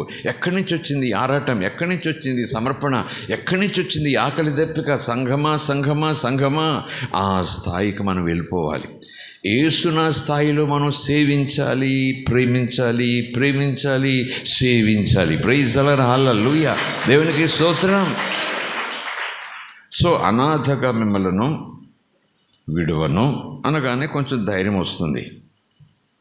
మీ యొద్దకు వస్తాను. ఇందాక కొంచెం చిన్న మాట చెప్పాను కదా, నా అభిప్రాయం, నా అవగాహన, నేను అర్థం చేసుకున్న విషయం. మధ్యాకాశం యేసు ప్రభు వచ్చే ఆ ఒత్తును కాదు ఇక్కడ. నేను వెళ్ళి మరొక ఆదరణకర్తను పంపిస్తాను అంటే నేనే వస్తాను. ఎలా వస్తాను? పరిశుద్ధాత్మని వస్తాను. అక్కడ ఉంటాను, ఆత్మగా మీలోనూ ఉంటా. చేతులెత్తి స్తోత్రం చెబుదాం. హల్లెలూయా. మనం అర్థం చేసుకోవడానికి ప్రయత్నం చేస్తుంటే అస్సలు కన్ఫ్యూజన్ ఉండదు. ఆత్మ ఏంటి, కొడుకు ఏంటి, అక్కడ ఆయన కూడా పర్సనల్ ఉంటాడు, మళ్ళీ ఈయన ఎక్కడి నుంచి వచ్చాడు, నాలో ఉంటాడు, దేవుడు అంటాడు, అంత ఏదో బాబు. అంటే శ్రద్ధగా వచ్చిందేది, మనసు పెట్టి విన్నదేది, ఆ కనీసం కంటిన్యూస్గా వాక్యం చెప్తా ఉంటే మధ్యలో సీరియల్ పోతే ఇంత ఇబ్బంది. మొన్న జోసెఫయ్య గారు వచ్చారు అచ్యుతాపురం వడ్లమూలు వచ్చి దేవుడు బాగా గంపలన్నీ దులిపేసి పంపించేశాడు. తెలుసు కదా, గంపలన్నీ దులిపించేసి పంపించేశాడు. సీరియల్లో ఒక సీరియల్. ఈరోజు సాయంకాలం ఎక్కడికి వెళ్ళాను అట, పెళ్ళికి ఎక్కడికి వెళ్ళాల్సి వచ్చిందట, లేకపోతే కోటానికి వెళ్ళాల్సి వచ్చిందట. ఇంట్లో ఉన్న ఆవిడకి చెప్పి వెళ్తుందట, సీరియల్ నువ్వు చూడు, నేను వచ్చాక ఏమైందో నాకు చెప్పాలి అంటదట ఈ క్రైస్తవురాలు. ఒకవేళ మధ్యలో ఆ సీరియల్లో ఒకటి మిస్ అయితే మళ్ళీ ఆ తర్వాత భాగం చూస్తే ఏం అర్థం కాదట. మధ్యలో ఇది ఎప్పుడు జరిగింది, ఎలా జరిగింది, అబ్బా అనవసరంగా మిస్ అయినా అనుకుంటుందట. అంతలోనే అంత అయిపోతాం అంటే లోకం. క్రైస్తవులను చెప్పుకున్న వారు కూడా అదే లోకంలో ఉంటుంటే, ఈరోజు నేను సంఘాన్ని వాళ్ళతో పోల్చిన కానీ ఒక విధానంలో దేవుడు ఒక వచనాన్ని, ఒక ఉద్దేశాన్ని, ఒక సబ్జెక్ట్ని చెప్పుకుంటూ వెళ్ళిపోతూ ఉంటే కంటిన్యూస్గా వచనాలు పట్టుకుంటూ లింక్ తప్పిపోతే కొంచెం కన్ఫ్యూజ్ అవుతాను, లింక్ తప్పిపోతే అయోమయానికి గురవుతాను అనే ఉద్దేశం ఉంటే ఆ సత్యం నేర్చుకోవటానికి మనం వచ్చేస్తాం. స్తోత్రం కలుగును గాక. Praise the Lord. హల్లెలూయా. నేను మళ్ళా వస్తానంటే మధ్యాకాశంలో కాదు, ఆయన మళ్ళా వచ్చినప్పుడు ఏదో జరుగుతుంది. ఆయన చెప్పాడు, వేవేల దూతలతో వస్తాను, పరిశుద్ధులతో వస్తాను, బోరదంతో వస్తాను, మెరుపులాగా వస్తాను, నా యందు నిద్రించిన వారిని మొదట లేపుకొని వాళ్ళని కూడా తీసుకుని వస్తాను అన్నారు. అప్పుడేదో జరుగుతుంది. మరి ఇక్కడేం జరుగుతుంది? నేను మళ్ళా వస్తాను, ఆదరణకర్తగా వస్తాను. తండ్రి వస్తే నేను వచ్చినట్టే, నేను వస్తే తండ్రి వచ్చినట్టే, నన్ను చూస్తే తండ్రిని చూసినట్టే, నన్ను నమ్మితే నన్ను పంపిన వానిని నమ్మినట్టే. నేను తండ్రి వేరు కాదని ఎలాగ అన్నాడు యేసు, అదే యేసు నేను ఆత్మ ఒక్కటే. నేనే కాదు, నేను వచ్చినట్టే ఆత్మ వస్తే నేను వచ్చినట్టే, నేను వస్తే ఆత్మ వచ్చినట్టే. నేను ఆత్మ ఒకటే, తండ్రి కుమార్ ఆత్మ ఒక్కటే. మీరు కన్ఫ్యూజ్ అవ్వకండి. మా పరిచర్యలు వేరంతే, మేము ఒక్కటే. స్తోత్రం కలుగును గాక. దేవుని మనకి స్తోత్రం. సో మరలా వస్తానన్నమాట అక్కడ ఫిట్ అవుతుంది, కన్ఫ్యూజన్ ఏమీ లేదు. ఎందుకంటే అనాథలుగా విడువను, నేనే వస్తానన్నాడు. ఎక్కడొచ్చాడు? తండ్రి కుడి పక్కన కూర్చున్నాడు. అబద్ధం ఆడుతున్నాడా? 5 సార్లు 7 సార్లు నిర్లేచనాలు చూశాను. తండ్రి కుడి పక్కన దగ్గర కూర్చుని ఉన్నాడని ఒకసారి ఉంది, నుంచుని ఉన్నాడని ఒకసారి ఉంది. మన కొరకు ఆయన ఉత్తరవాదిగా పక్కనే ఉన్నాడు, విజ్ఞాపన చేస్తున్నాడని ఒక్కచోట ఉంది. మీ దేహమే పరిశుద్ధాత్మ మందిరము అంటూ ఒకచోట పౌలు ద్వారా పరిశుద్ధాత్ముడు రాయించాడు, ప్రభు రాయించారు. ఎక్కడుంటాడు? ఎన్ని చోట్ల ఉంటాడు? ఆయన సశరీరుడుగా లేచాడని చెప్పుకుంటున్నాం. మహిమ శరీరమే కావచ్చు కానీ సశరీరుడుగా లేచాడని చెప్పుకుంటున్నాం. What's going on? అర్థం కావట్లేదు, నాకేం అర్థం కావట్లేదు. దేవుని గురించి అర్థం కావాలంటే దైవ జ్ఞానం కావాలి. స్తోత్రం కలుగునగా. దైవ జ్ఞానం కావాలంటే లోకంలోకి వెళ్తే కుదరదు, దేవుని దగ్గరికి రావాలి. సామెతల గ్రంథంలో, కీర్తన గ్రంథంలో చెప్తారు కదా, నీకు జ్ఞానం కావాలా? రా, నన్ను అడుగు. స్తోత్రం కలుగునుగాక. ఎక్కడో పనికిమాలిన స్థలాల్లో ఉండి నీ జ్ఞానం ఇవి నాయన ఎలా లంచం ఇవ్వాలో, నీ జ్ఞానం ఇవి నాయన ఎలా లంచం తీసుకోవాలో, నో వే. అలాగంటూ తీసుకుంటూ దేవుడు నా జ్ఞానం ఇచ్చాడు, పొట్టం ఇలా తీసుకోమన్నాడు, పొట్టం ఇలాగ ఇమ్మన్నాడు, దేవుడు అలా చెప్పాడు కూడా ఇచ్చాను, పని అయిపోయిందంటే నువ్వు ఫూల్వి అంటాను నేను. దేవుడా ఆత్మ లంచం ఎలా తీసుకోవాలి, ఎలా వాళ్ళు జ్ఞానం ఇస్తాడా? ఇంచుమించు ఆ మాట అన్నారు కానీ దాదాపు ఆ భావన వచ్చేలాగా సాక్ష్యాలు చెప్తారండి కొంతమంది. స్తోత్రం కలుగునుగాక. దేవునికి స్తోత్రం. Hallelujah. Praise the Lord. Hallelujah. దేవుని మనకి స్తోత్రం. హల్లెలూయా. నిజానికి పబ్లిక్లోకి వెళ్ళకూడదు కానీ అతిశయంతో కొంతమంది సాక్ష్యాలు చెప్తే తర్వాత తెలిసిన విషయాన్ని బట్టి చూస్తే ఇదేం సాక్ష్యురా బాబు అని మనం అనుకుంటాం. మందిరానికి ఒక ఆయన సింహద్వారానికి కలపిచ్చాడు, పెద్దది కోయించి ఇచ్చాడు అనుకోండి. ఆ ఇచ్చినవాడు దేవుడు నాకు దయచేశాడు, ఉచితంగా కాదు, 10,000 అయ్యేది నాకు 5,000కి వచ్చేలా చేశాడు అన్నారు. ఆయన చేత దేవుడు ప్రేరేపించి మందిరానికి ప్రధాన ద్వారం చేయించాడు అని ఈ అయ్యగారు చెప్తారు. అందరూ స్తోత్రం అంటారు. స్తోత్రం కలుగునుగాక. అసలు విషయం ఏం తెలుస్తుంది? ఆ ఫారెస్ట్ ఆఫీసరు ఆయన తెలుసు, లేకపోతే ఆయన అల్లుడు గారికి తెలుసు అనుకోండి. మామగారు మీ ఏం కంగారు పడకండి, నేను ఉచితంగా ఇప్పిస్తాను, పెద్ద టేకు 3 అంటాడు. అంతే. ఏంట్రా బాబు అంటే నాకు ఆఫీసర్లు అందరూ తెలుసండి అంటాడు. తెలిస్తే ఏంటంటే మీ దొడ్లో పడేస్తారు, చూస్తాను. మరి చెక్ పోస్టులు ఏం లేదు. నేను ఒక 5,000 6,000 పడేస్తే కొట్టుకునే పొమ్మంటాడు ఫ్రెష్గా. అలాగ వచ్చేసింది దొంగ. ఆయన ఎవరో చెప్పారు, వీడికి 10 అందింది, వాడికి 5 అందింది, ₹1,00,000 నాకు వీటితో వచ్చేది, ఉచితంగా వచ్చింది. లంచం ఇచ్చానని వేరే సంగతి. ఈ దేవానికి ఇస్తున్నాను, మధ్యలో ఎవరో ఆపకుండా, చెక్ పోస్టులు ఆపకుండా కళ్ళు మూయినాయినా లోతు ఇంట్లో మూసినట్టు అలాగ అంటారంటారు. ప్రార్థన ఎవరైనా చేస్తారా? నేను దొంగతనం చేయడానికి వెళ్తున్నాను, ఎవరికి కనపడకుండా చూడనైనా అని క్రైస్తవులు ఉన్నారంటే క్రైస్తవులేనా? Praise the Lord. హల్లెలూయా. వాళ్ళు వాక్యమే వింటున్నారా? వాళ్ళు నిజంగా ప్రభు చేయి పట్టుకున్నారా? ఇలాంటి జ్ఞానం కూడా దేవుడిని అడిగి పొందాలా? ఇలాంటి జ్ఞానం పొందాలంటే నేను పొందక్కర్లేదు. లోకంలోకి వెళ్తే పూర్తిగా ఇచ్చేస్తుంది నీకు ఈ జ్ఞానం. దేవుని దగ్గర ఉండేటప్పుడు నీతిగా నిలబడమంటాడు, సత్యంగా నిలబడమంటాడు. యథార్థంగా. ఈయనేమో అలా చెప్తాడు, ఉచితంగా దేవుడు ఇచ్చాడు, మహాకృపతో మీకు ఇవ్వగలిగానండి బాబు అంటే అందరూ దేవుని స్తోత్రం అంట. ఏ అయ్యగారు ఇచ్చారు కాబట్టి మంచి మందిరం పెద్ద ద్వారం వచ్చిందని ఈ అయ్యగారు చెబితే అందరూ దేవస్తోత్రం కాపాడినైనా ఇలాంటివి ఇంకా ఎన్నో 100 ఆయనకి ఈయనైనా ఎంత దూరం పోతే తెలియకంటే పర్వాలేదులేండి. తెలిసంటే మటుకు వాళ్ళకి సహాయం చేయంటే మాత్రం ఇంకా దరిద్రులం మనం. దేవుడు అంటాడు, ఏమడుగుతున్నారు మీరు? అలా తెచ్చిందని తెలిసిన తర్వాత, ఇలాగొచ్చిందని తెలిసిన తర్వాత కూడా దేవా అలాగ 200 దీవించని అడుగుతున్నారంటే మీరు దొంగ ఒకటవుతున్నారా? అందుకే ప్రార్థన చేయడం ఇలా చేయండి అంటే అదేదో మోకాళ్ళు ఎచ్చేయాలి, తలబట్టలు ఎచ్చేయాలి, ముందు కడిచే ఎత్తాలి, తర్వాత ఈ డ్రిల్ అనుకుంటున్నారు. ప్రార్థన చేసేటప్పుడు మెలకువ, ఏం అడుగుతున్నానో, ఏం చెబుతున్నానో, ఏం దేవుని చేయమని అడుగుతున్నానో అనేది నాకు తెలియాలి. స్తోత్రం కలుగునుగాక. అసలు పరిశుద్ధాత్ముడు ఎందుకు వస్తాడంటే అదే, మనం దేవుని చిత్తానుసారముగా ఏం అడగాలో, ఎలా అడగాలో తెలియదు కనుక ఇష్టానుసారంగా అడిగేస్తాం కనుక అలాగని అడగకుండా తండ్రి చిత్తానుసారంగా తండ్రితో ఉన్నవాడు, తండ్రిని అడిగిన వాడు, తండ్రి అయి ఉన్నవాడు మనలో ఉండి మనతో చక్కటి ప్రార్థన చేయిస్తాడు. ఆత్మ మీకు కావాలి. స్తోత్రం కలుగును గాక. Praise the Lord. Hallelujah. Oh my God, హల్లెలూయా.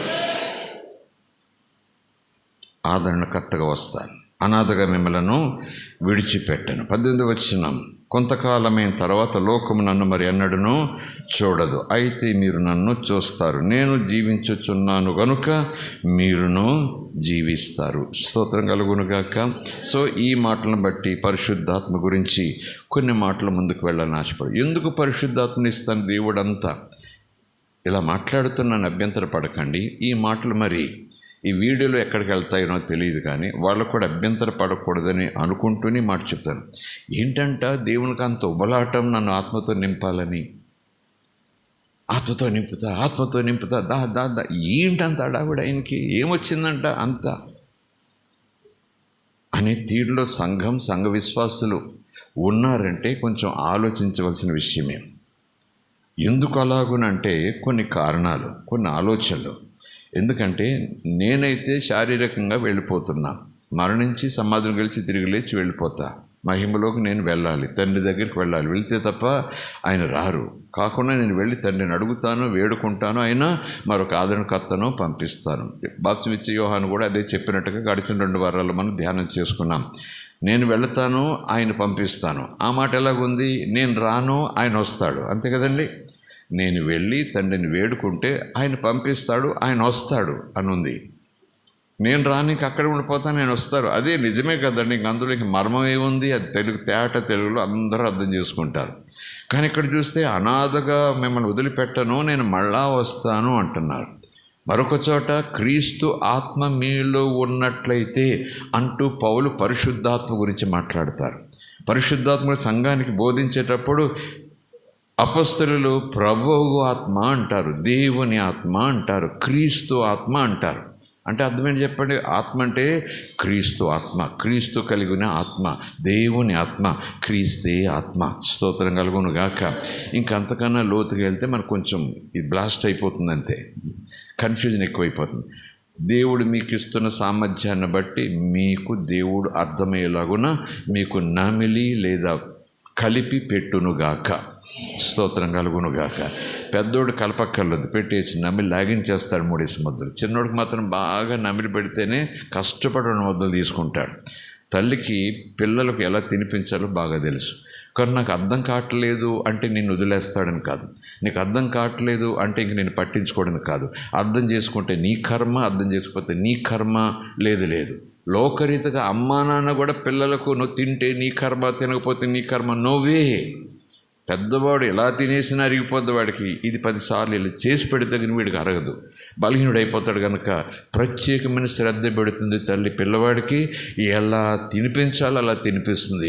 నా యేసు తల్లి కన్నా తండ్రి కన్నా గొప్పగా నేర్పించేవాడు, గొప్పగా బోధించేవాడు, మంచివాడు. నన్ను అస్సలు అనాదిగా వదిలిపెట్టాడు. నీకు అర్థమయ్యే వరకు చెప్తాను ఉంటాడు. మరలా చెప్తాడు. ఈ శిష్యులుగా చెప్పాడు, మరలా చెప్తున్నాను వినండి. ఇది చాలా ముఖ్యం. మరలా చెప్తున్నాను వినండి అని. ఎందుకేమొచ్చింది? మీ కర్మ. వింటే శిష్యులు, వినకపోతే పోండి. నేనంటాను, సంఘంలోకి వచ్చిన తర్వాత సంఘ కాపర్లైనా ఇంతకాలమైన ఇలాగ ఉంటారా మీరు? పోండి, ఎందుకు సంఘంలో అని నాయకులుగా మేము చేతిలో కర్ర ఉన్నట్టుగా తరిమేస్తూ ఉంటాం గొర్రెల్ని.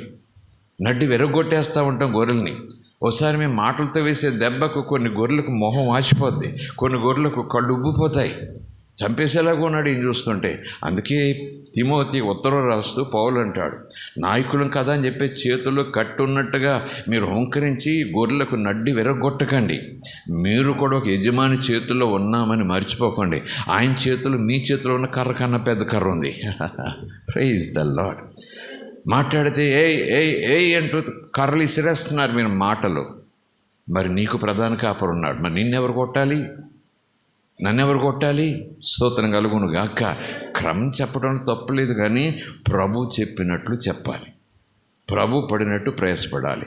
నా గొర్రెలను మేపు అంటే కొన్ని త్వరగా తింటాయి, కొన్ని ఆలస్యంగా తింటాయి, కొన్ని పెట్టినవి కాళ్ళతో తన్నేస్తూ ఉంటాయి. ఆయన గొర్రె మరలా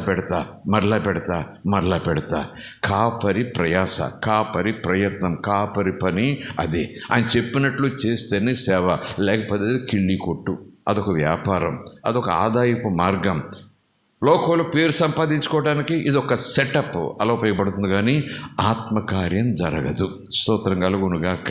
praise the Lord, hallelujah. So కొన్ని మాటలు వరుసల్లో చదివేస్తాను లిస్టులాగా, సమయం అవుతుంది కనుక. దేవుని చిత్తమైతే ఒక్క మాట మనం ధ్యానం చేసుకుని ప్రార్థన చేసుకుందాం. చాలా విషయాలు ఉంటాయి, చెప్పాను కదా. ఆది కాండంలో పరిశుద్ధాత్మ ఉన్నాడు, మలాకీలో పరిశుద్ధాత్మ ఉన్నాడు, మత్తయి సువార్తలో పరిశుద్ధాత్మ, ఈవెన్ పరమగీతాల్లో కూడా పరిశుద్ధాత్మ ఉన్నాడు, విలాప వాక్యాల్లో పరిశుద్ధాత్మ ఉన్నాడు, ప్రసంగి గ్రంథంలో పరిశుద్ధాత్మ ఉన్నాడు, సామెతల గ్రంథంలో పరిశుద్ధాత్మ ఉన్నాడు.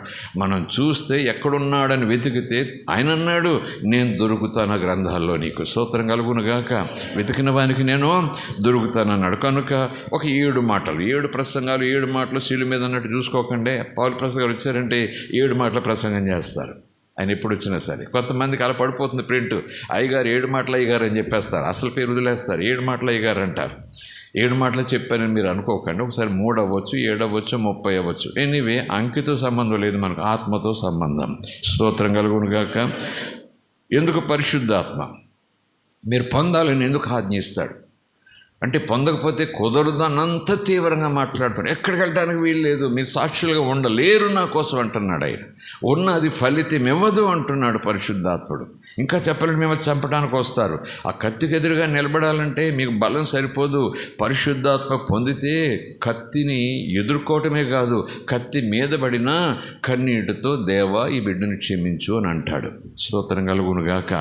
ఆత్మపూర్ణుడైన స్టెఫెను, ఆత్మపూర్ణుడైన ఫిలిప్పు, ఆత్మపూర్ణుడైన పౌలు, ఆత్మపూర్ణుడైన పేతురు, ఆత్మపూర్ణుడైన యేసు, సంఘం కూడా అలాగొన ఆత్మపూర్ణులమై ఉండాలని దేవుని ఆశ.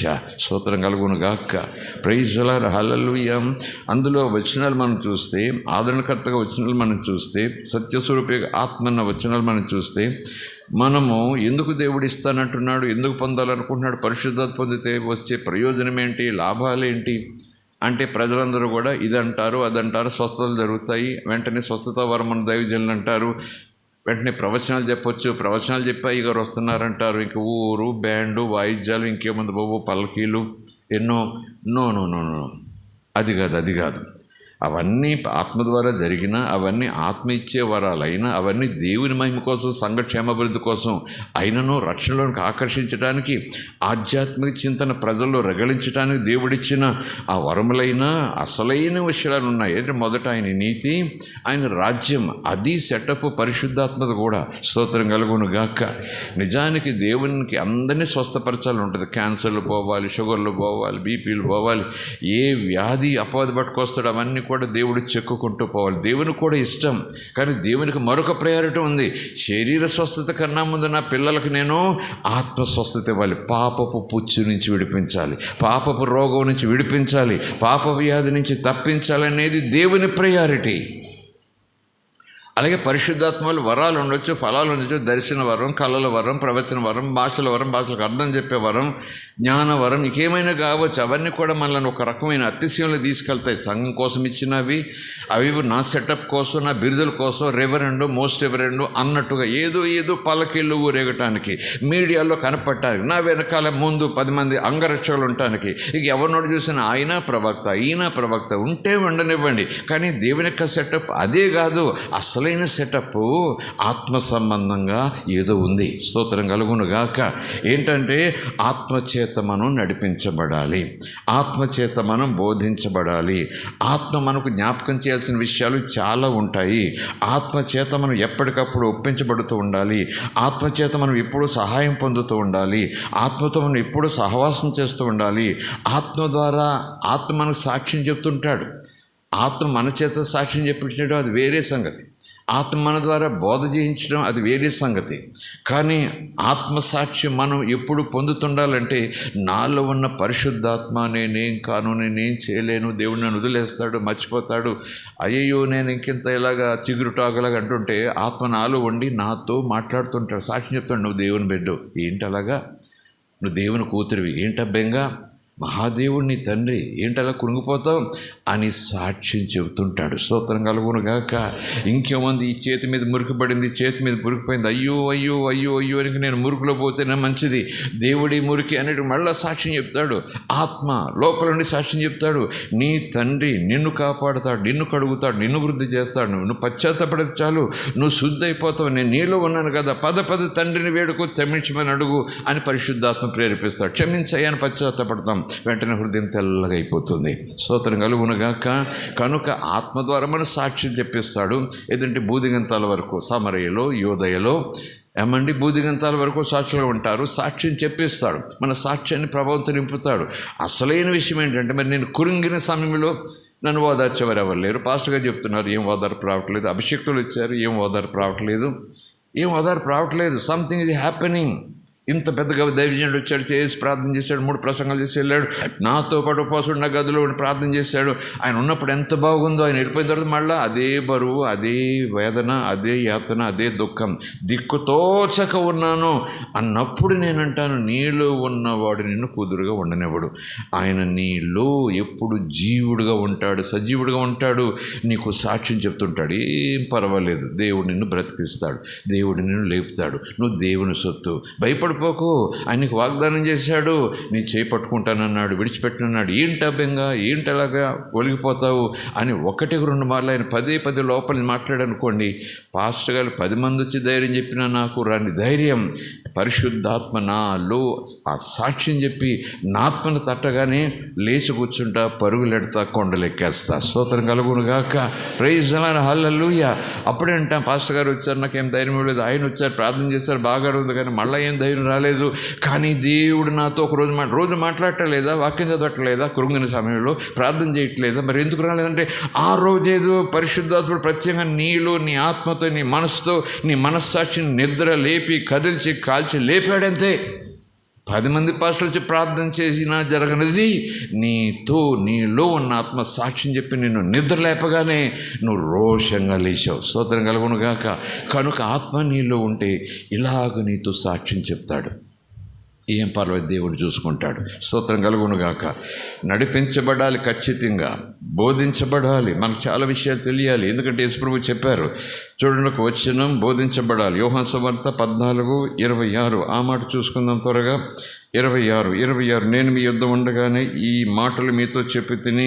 ఏ మాటలు? ఆదరణకర్త ఎవరు? పరిశుద్ధాత్మ ఎవరు? సత్యస్వరూపి అనగా తండ్రి నా నామమున పంపబోవు పరిశుద్ధ ఆత్మ అనగా ఉత్తరవాది సమస్తమును మీకు, చూడండి, సమస్తమును మీకు బోధిస్తాడు. ఒకటి, నేను పొద్దుట లేవగానే వాక్యం ప్రార్థన చేసుకుని చదువుకుంటా. వాక్యం ఆత్మ. నేను చదువుతున్నప్పుడు కొన్ని వచనాలకు అర్థమైపోతాయి, ఆత్మ వాక్యం బోధిస్తూ ఉంది నాకు ఎలాగ ఉండాలి అని. ఆదివారం ఆరాధనకు వస్తాను, ఆత్మ కలిగి ఆత్మాభిషేకంతో దైవజనులు బోధిస్తారు. ఆత్మబోధ నాకు అర్థం పొద్దుట చదివిన విషయాలు అర్థం కాలేదు, ఆరాధనకి వెళ్ళాను, వాటి గురించి దేవుడు మాట్లాడాడు, నాకు డౌట్లన్నీ పోయాయి. స్తోత్రం కలుగును గాక. నేను వాక్యం చదువుకున్నప్పుడు, బైబిల్ది చదువుకున్నప్పుడు ఆత్మ మాట్లాడతాడు వాక్యంలో నుంచి. అలాగే ఆరాధనకు వచ్చినప్పుడు దైవదాసుల్లో నుంచి కూడా వాక్యం ఆత్మ మాట్లాడతారు. ఒకసారి ఏమీ కాదు, ఆ ప్రత్యక్షత నీకే ఇస్తాడు. ఎంత బలం వస్తుందో.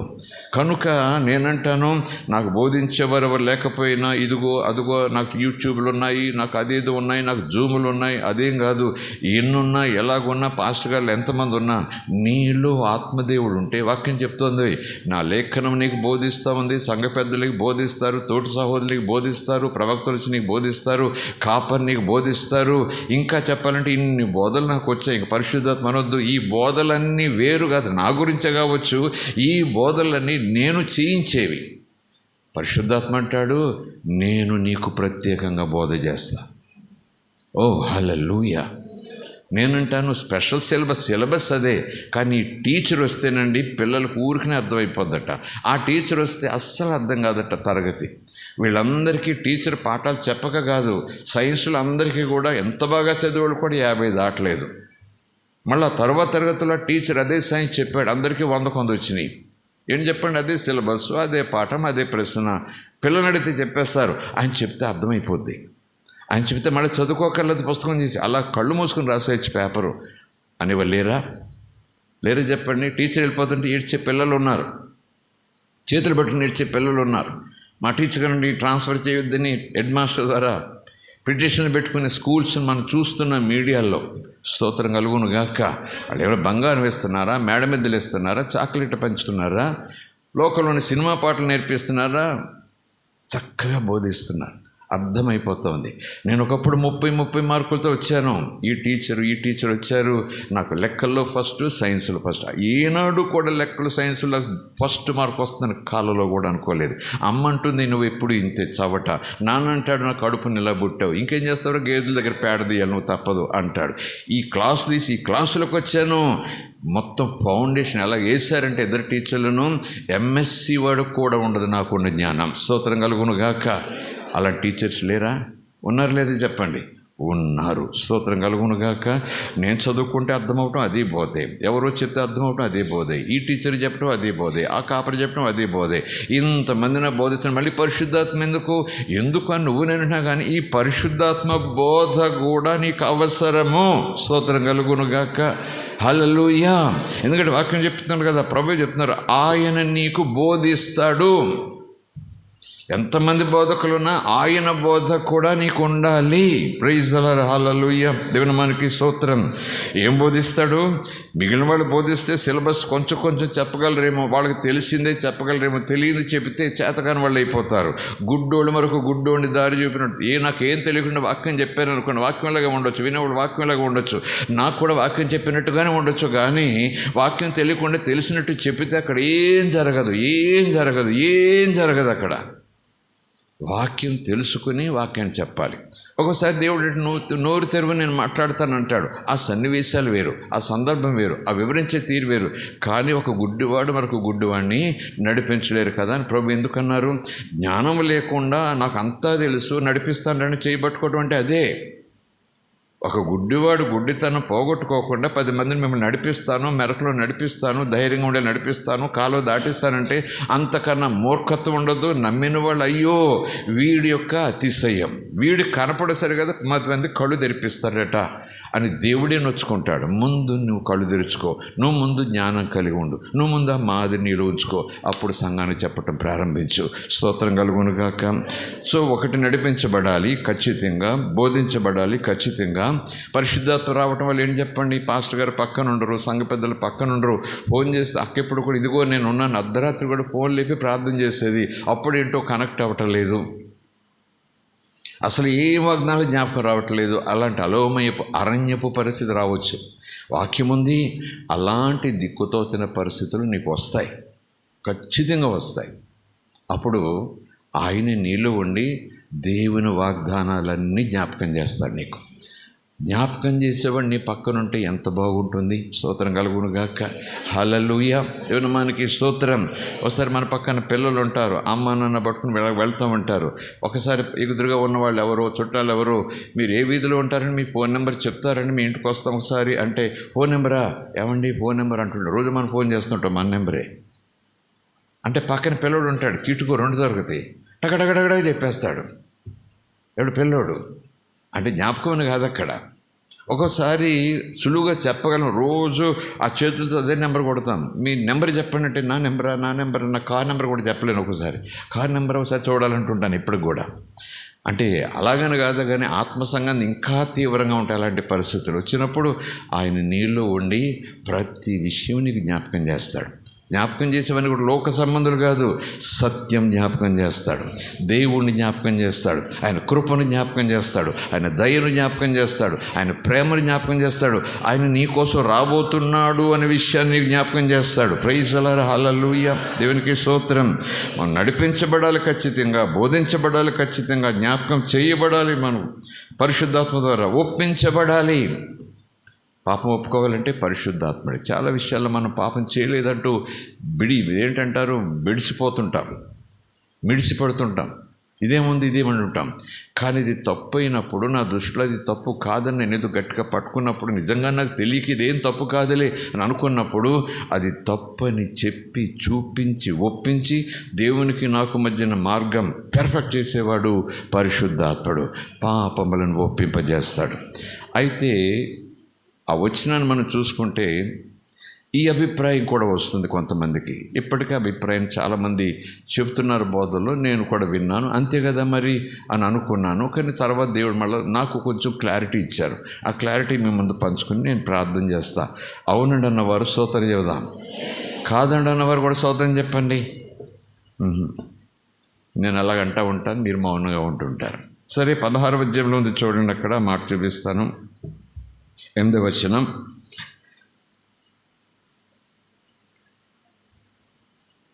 16వ అధ్యాయం 8వ వచనం, ఆయన వచ్చి పాపమును గూర్చియు నీతిని గూర్చియు తీర్పును గూర్చియు లోకమును ఒప్పుకొన చేయును. ఒప్పుకోకుండా చెప్పుకోవటం ఉంటుంది, అవును చెప్పండి. మనసు ఒప్పుకోదు, కానీ నేను పాపిని బాబు అంటాం, అవును కదా చెప్పండి. నేను పాపిని బాబు, నేను పేదోడిని బాబు, నాకేం తెలియదు బాబు అంటాం. మనసందా మాట. కనుక ముందు ఇక్కడ ఒప్పిస్తారు పరిశుద్ధాత్మ. అప్పుడు నేను చెప్పేది యథార్థంగా బయటకు వస్తుంది. ప్రైజ్ అలారా, హల్లెలూయా, దేవుని మనకి స్తోత్రం. ముందు నేను ఒప్పించబడాలి. ఆ ఒప్పించటం వల్ల నాకు నొప్పి వస్తుంది. ఆ నొప్పి వల్ల నేను నోటితో చెప్పుకుంటా, నేను పాపిని, తండ్రి కుమారాత్మలో మునిగేస్తాను. చెప్పుకోమన్నాడు, చెప్పుకుంటే నువ్వు దేవుని బిడ్డ అయిపోతావు అన్నాడు. కానీ ఇక్కడ చెప్తుంటే పరిశుద్ధాత్మ ఒప్పిస్తాడు. పేతురు బజార్లో ప్రసంగం చేస్తూ ఉంటే సువార్త విన్నటువంటి వారందరూ కూడా మనసులో నొచ్చుకున్నారు. ఎవరి కార్యం చేస్తే నొచ్చుకున్నారు? పరిశుద్ధాత్మ ఒప్పించాడు, నొప్పించాడు. వాళ్ళల్లో కాదు, వాళ్ళ వెలుపలుండి వాళ్ళు ఒప్పుకున్న తర్వాతట ఆ పరిశుద్ధాత్మ మీలోనికి వరముగా వస్తాడు. స్తోత్రం కలుగును గాక. ఆయన వీధిలో ఉండి మనకు సలహా చెప్పడం వేరు, ఇంట్లో మనతో పాటు 24 గంటలు ఉండి సలహా చెప్పడం వేరు. ఏది కావాలి చెప్పండి. మనకి పిలిచినప్పుడు ఆయన మన డ్రాయింగ్ రూమ్లోకి వచ్చి ఇలా చేసుకోండి చెప్పేసి వెళ్ళిపోవటం బెస్టా? ఆ సలహా చెప్పే వ్యక్తి 24 గంటలు మన ఇంట్లో మన వ్యక్తిగా ఉండిపోవటం బెస్టా చెప్పండి? ఆయన వచ్చిపోవటం మంచిదా? ఆయన నాతో ఉండిపోవాలనుకుంటారా? ఆయన నాతో ఉండిపోవాలి. ఎప్పుడైనా నాతో ఇంట్లో ఉండాలి. ఎప్పటికప్పుడు నాకు ఆలోచన చెప్పాలి. ఎప్పుడు నాకు భయం వేసిన ఏం పర్లేదు, చేయి పట్టుకున్న ఇంట్లోనే ఉండాలంటే ఆయన లోపలికి రమ్మని పిలవాలి, నాతో ఉండమని పిలవాలి. అయ్యా, నేను భూమి మీద బ్రతుకున్నంత వరకు నువ్వు నాలో ఉండి, నాతో ఉన్న, ఇంట్లో ఉండి, నేను దేవునింటికి చేరే వరకు నన్ను నడిపించయ్యా అంటే యేసుప్రభువు అన్నాడు, ఆయన నీతోనే ఉంటాడు, సదాకాలం ఉంటాడు, ఎల్లప్పుడూ ఉంటాడు. ప్రైజ్ లార్డ్, హల్లెలూయా, దేవునికి స్తోత్రం. పరిశుద్ధాత్మ నింపబడాలా వద్దంటారా? పరిశుద్ధాత్మ కావాలంటారా వద్దంటారా? అది మా కోసం కాదండి, పాస్టర్ గారి కోసం అంటూ అలా తప్పించుకుంటారా? అలాగే నేను తప్పించుకోవడం కాదండి, 10 పుస్తకాలు చదివాను, అందులో అలాగే ఉంది, పాస్టర్ల కోసం, మీకోసం కాదు పరిశుద్ధాత్మ. మరికొన్ని పుస్తకాలు చదివాను. పరిశుద్ధాత్మ ఒక శక్తి, ఒక వెలుగు, అయిన వ్యక్తి కాదు. ఏంటి అలాగ అడుగుతారు మీరు? దేవా అంటారు. పరిశుద్ధాత్మ జ్ఞానం, ఆత్మ, సత్యం, అంతే అంటూ చెప్పి పుస్తకాలు చదివినప్పుడు అప్పటి నుంచి పరిశుద్ధాత్మ వ్యక్తి కాదనుకుంటూ నేను ఊరుకున్నానండి. ఇంతే. తప్పుడు బోధలు, తప్పుడు ప్రకటనలు, తప్పుడు విధానాలు. యేసుప్రభువు నోటితో అంటున్నాడు, ఆయన పదార్థాన్ని పట్టుకుని ఆయన అంటాడా, వస్తువుని పట్టుకుని ఆయన అంటాడా, జ్ఞానాన్ని పట్టుకుని ఆయన అంటాడా? ప్రేమ అయి ఉండొచ్చు, ఆయన వెలుగై ఉండొచ్చు, కానీ దేవుడు నేనున్నాను అను వాడను. స్తోత్రం కలుగును గాక. ఉన్నాను అను పదార్థాన్ని కాదు, ఉన్నాను అనేవాడను. పదార్థానికి నోరుండదు. అనేవాడను, నేర్పించేవాడను, బోధించేవాడను, సహాయం చేసేవాడను, జ్ఞాపకం చేసేవాడను, ఎల్లప్పుడూ నీతో ఉండేవాడను. ప్రైజ్ ది లార్డ్, హల్లెలూయా. నీతో మాట్లాడేవాడను. ఇన్ని చెప్పండి, మేము నమ్మమండి, మా సంస్థ నమ్మదండి. ఆత్మ అంటే వ్యక్తి కాదండి. నో. ఎంతమంది దేవుళ్ళు? ఆత్మను దేవుడు అంటారు, యేసుప్రభువు దేవుడు అంటారు, యెహోవా దేవుడు అంటారు, ఒకటే దేవుడు అంటారు. మీరు పెద్ద కన్ఫ్యూజన్లో ఉన్నారు. మాకు యేసుప్రభువు దేవుడు కాదు, పెద్ద ఆయన ప్రవక్త అంతే, యెహోవా దేవుడు అంటూ ఈ రూటు. ఇక్కడ ఉన్నవారు అందులో పోవటం, అక్కడున్నవారు మారు మనసు పొంది ఇందులోకి రావటం. అపవాది ఇలా జల్లిస్తున్నాడు సంఘాన్ని కూడా. పరిశుద్ధాత్మ లేడు, గలిబిలి. పరిశుద్ధాత్మ ఉన్నాడు కానీ భాషలు లేవు, గలిబిలి. దేవుడు ఉన్నాడు, యేసుప్రభు ఇప్పటికీ మన మధ్య ఉన్నాడు కానీ స్వస్థతలు ఇప్పుడు చేయడు, అదొక గలిబిలి. ఇప్పుడు చేయలేడు యేసుప్రభు, అదొక గలిబిలి. ఇవన్నీ కూడా సంఘంలోంచి పుడుతున్నాయి. ఎవరు పుడుతున్నారు? అపవాది వచ్చి కొమ్ములతో ఏదో సూట్ వేసుకొచ్చి చెప్పటం లేదు, తనకు ప్రతినిధులుగా చేసుకుంటున్నాడు అపవాది. అంటే వారి యొక్క అవగాహన శక్తిని అక్కడ కంట్రోల్ చేసి అలాగా డైవర్ట్ చేస్తాడు. ఆయన పాస్టర్ గారే, ఈరోజే నేను నిజం తెలుసుకున్నాను అంటూ, అప్పటికే ఎంతో ఫాలోయింగ్ ఉంది దానికి అనుకుందాం, ఎంతో ఫాలోయింగ్ ఉంది ఆయనకి. ఇప్పుడు తెలుసుకున్నాను నేను, పరిశుద్ధాత్మ దేవుడు కాదు, పరిశుద్ధాత్మ ఆయన కాదు అంటూ దేవుడు నాకు సాక్షాత్తు బయలుపరిచాడు. 3 రోజులు పక్కన కూర్చోబెట్టుకుని నాకు రాయించాడు, ఇదిగో పాయింట్లు రాసుకొని చెప్తే మీరు నేను ఏమంటాను చెప్పండి? వెంటనే ముందు ఇవన్నీ కూడా కూలగొట్టేసుకుంటాం, ముందు ఇవన్నీ కూడా పెంట కుప్ప మీద పడేస్తాం. ఇంక ఇదే ఇలాగే ఈయనే ఇలా అంటాయనే దేవుడు చెప్తే అంటూ గుడ్డిగా వెళ్ళిపోతాం. అందుకే పౌలు బోధించినా, మరొక అపొస్తలుడు బోధించినా, తీవ్రంగా బోధించినా, కేకలేసి బోధించినా, ఏడుస్తూ బోధించినా, అబ్బో నమ్మేలాగా ఉందని బోధించినా, విశ్వాసులు ఏం చేసేవారు? ఇంటికి వెళ్ళిన తర్వాత గ్రంథం తీసి ఏముంది అని చూసేవారట. స్తోత్రం కలుగును గాక. వినటానికి ఓపిక లేదు, రావటానికి ఓపిక లేదు, అసలు అధ్యయనం చేయడానికి ఓపిక లేదు, ధ్యానం చేయడం. ఇంటికి వెళ్ళి మళ్ళీ వాక్యం చూడటం. మనం ఎవరో వచ్చారు, బోధ చేశారు, భలే బాగుందిరా బాబు అనుకోవటం తప్ప, చప్పలించిపోవటం తప్ప, అసలు బోధకుడు బోధ చేసిన దాంట్లో ఏముంది? ఆత్మ ఆయన అంటున్నాడా? ఆత్మ అది అంటున్నాడా?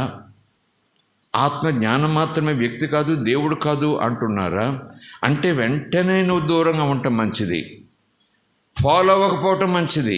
స్తోత్రం కలుగును గాక. ఆయన 100 మాటలు మంచి చెప్పి 100 లీటర్ల పాలులాగా 100 మాటలు చక్కగా మర్మాలు చెప్పి ఒక్క మాట ఆత్మ గురించి దూషిస్తూ వచ్చేలా చెబితే పాలన్నీ విరిగిపోతాయి. ఎన్ని 100 ప్రసంగాలు శ్రేష్టమని చేసినా పరిశుద్ధాత్మను దూషిస్తూ ఒక్క ప్రసంగం చేస్తే అవుట్. విన్నవాళ్ళు కూడా ఈ 100 లీటర్ల పాలతో ఆరోగ్యాన్ని పొందుకునే చివరి ముగింపు మాటల్లో ఈ విషం లోపలికి వచ్చిందనుకోండి, ఇన్ని కూడా విషం.